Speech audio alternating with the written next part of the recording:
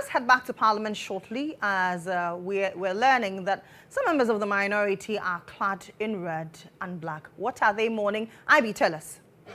Red as well. It's like you're going for a funeral. This is disrespect to the MPs and also to the constituencies that voted for us. I didn't allow you in. Is it? Honorable. You take the red armband. Honorable. Yes, and Honorable. I didn't allow you in. You're live on GHOne TV. Is it that you're not? It's unfortunate. It's very unfortunate. They are not allowing us in, and simple reason being we don't know. So we wait to see what happens. But why are you in black and red? We're in love because we are just so we've lost one of our members and lost the mother. I'm not aware. Mutaka lost the mother, so we have every reason to mourn. That's first reason. Second reason, they suspended some members. Those people are denied representation. That's another good reason to mourn. Are you expecting those members to come? We expect that at the end of today's sitting will be consensus. The speaker will allow them to come in, and that is the expectation. I mean, we respect the order of the speaker, and we don't expect the members to forcefully enter the Parliament House.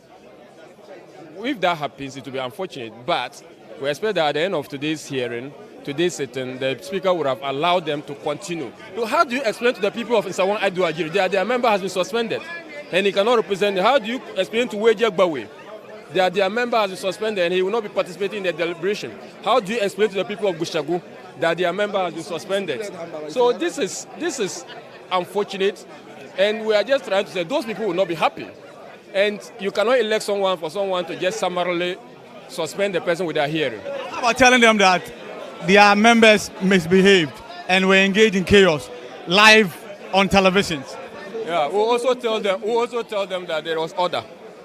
All right? We also tell them that there was due process that had to be followed, and that wasn't followed. All right. Thank you very much. That's Kabiru Mahama, Dr. Kabiru Mahama, Member of Parliament for Wale Wale. And I want to engage. So let's briefly engage. Briefly, live on GHOne TV. What's happening? There's a siege here. The doors have been locked. The doors have been locked. Do you know why? No, we don't. Why are you in black? That's what we've chosen to wear today. To register what exactly? Don't worry. My brother. Okay. Let me just get a word from Honorable Member of Parliament for Bantama, a friend to the station, Honorable Asunsobuachi. Briefly, what's happening there? Your members are locked outside. Francis Asunsobuachi says he will not speak. And so let's find out from Honorable Habib. Leader, a brief one. People are wondering what's happening. You are live on GHOne. What's happening? No, the most important thing is that we all know what happened.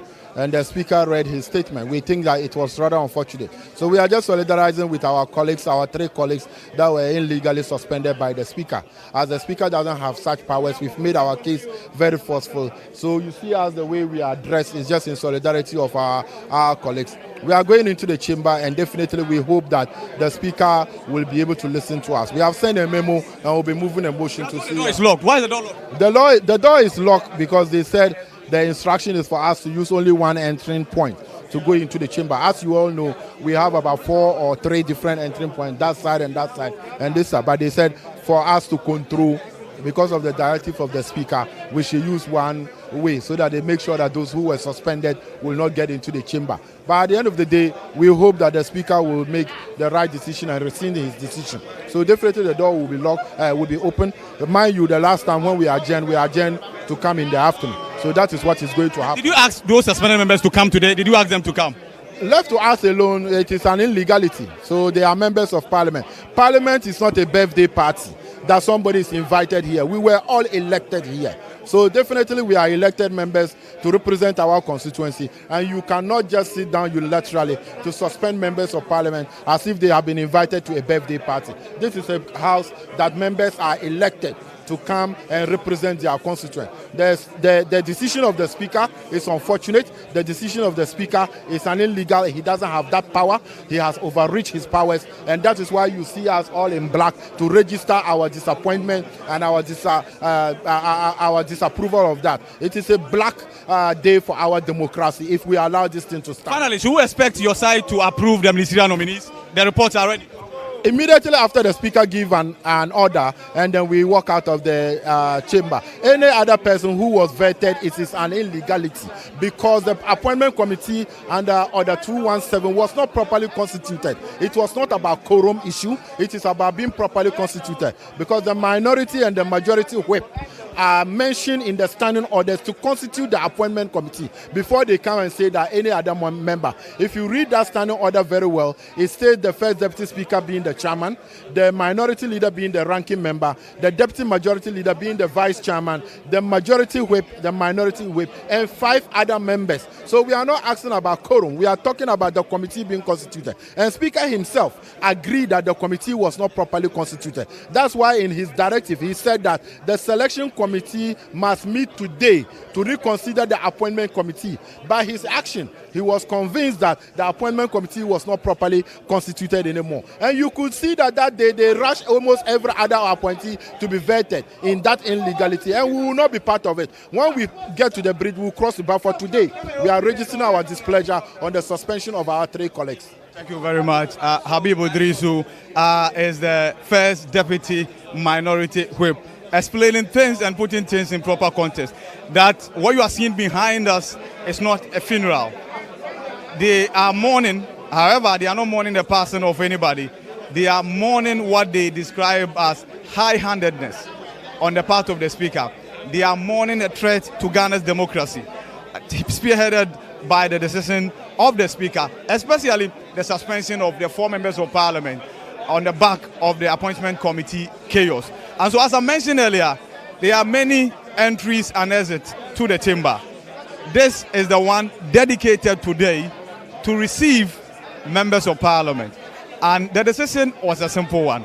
Parliament has picked information that the 3, especially out of the 4 suspended members of parliament belonging to the NPP, are likely to show up today. Let's engage Honorable. He's a member of the appointment committee. As he's been there, he's been a constant. No, as a subject matter committee member. Your leader has told us what's happening, but first of all, why are you in black yourself? I am in black because the constitution of this republic has been gravely breached, and we are allowing one person who only 275 people voted for overreach his powers, and it is dangerous for democracy and it is dangerous for parliamentary parties. That is why I am mourning this grave error, and we don't have to allow this thing to happen. What do you say to somebody who says action begets reaction? What happened at the appointments committee? Listen to me. I think on Monday or Tuesday, a stranger walked into this house, insulted Parliament through the minority chief whip. The minority chief whip reported the matter on the floor, on the plenary, to Mr. Speaker. Then Mr. Speaker, in his ruling, said that even though he agrees that what happened was wrong, he cannot give a verdict without hearing the other side of the lady. You were here, you heard it, and it's on tape and record. So what happened? What happened? What is this selective justice? What is this bias? What is this clear partisanship? That is the problem. That is what, look, when you look at what happened at the vetting committee, it was clear abuse of numbers. We had met, and every Friday, the business committee comes out clearly with their business of the week. Let me hear briefly from Honourable Member of Parliament for the Ofansia Irebi constituency, Honourable Kojo Fonkroma. First of all, why are you in black? Why are members? Oh, don't let anybody pretend they don't know.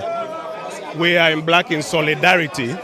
We are in black in solidarity with our brothers who Mr. Speaker has purported to suspend for 2 weeks. And we have been on record to draw his attention that in line with the standing orders of Parliament, respectfully, the Speaker does not have the power to do that. Even the disciplinary processes, they are laid down rules, either of the 30 to 35 or 129, 130. What he has done is totally ultra-virus, and he doesn't have the powers to do that. And so in solidarity with our brothers, that's why you see us in black. You've sent a memo through your leader to the Speaker is this an additional measure to register? I'm talking about you clad in black and red. Is it an additional measure It's to put? complementary to that, yes.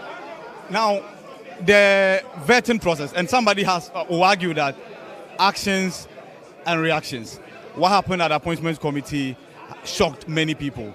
Isn't that why the speaker probably behaved the way he behaved? When a man even steals and a judge is present, the judge cannot say because he is scandalized by the theft, he has picked a gun from his holster and has shot the man and killed him.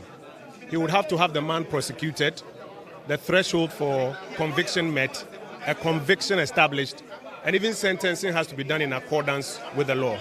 So we have not said that Mr. Speaker is unqualified to be angry or is unjustified in his anger. In fact, the committee apologized on Friday morning. What we have said is that Mr. Speaker's suo motu attempt to punish without recourse to the standing orders is what we respectfully disagree with. And when we get into the chamber today, that's what we want to draw his attention to. It's surprising that the marshals don't want to let us into the chamber, but we are hopeful they will. We shouldn't see you here in this number. But what is preventing you from doing this? The marshals say they are under instructions not to let us in.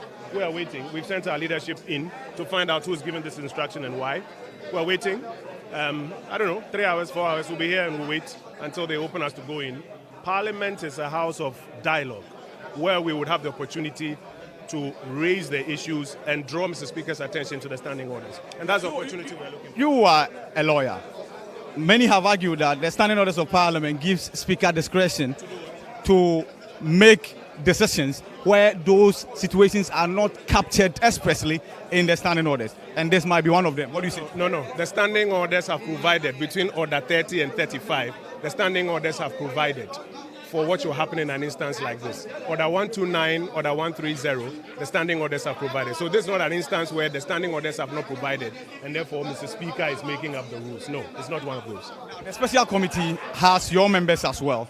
Will your members partake in the business of the special? Members have not participated. Again, the standing orders are clear on what it takes to set up an ad hoc committee. You would have to consult leadership, and leadership will nominate their members. You heard Mr. Speaker say that he himself has elected to put some people on the committee. Again, that is in flagrant disregard of the standing orders, and that's why we will not be able to comply with that. Finally, from me, the appointments committee report, some of them we told already.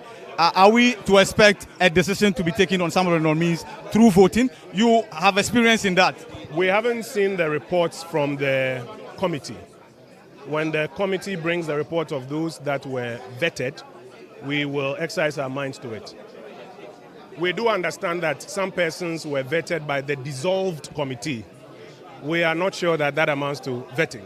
When it gets there, we will address it. Thank you very much. That's Member of Parliament for Ofuase, Airebi, Kojo, Pong, Nkrumah, and of course the former NADMO boss, of course Member of Parliament for Anyaso Tium. They are all now making their way into the chamber. The gates have finally been opened, and so the siege has now been de-escalated.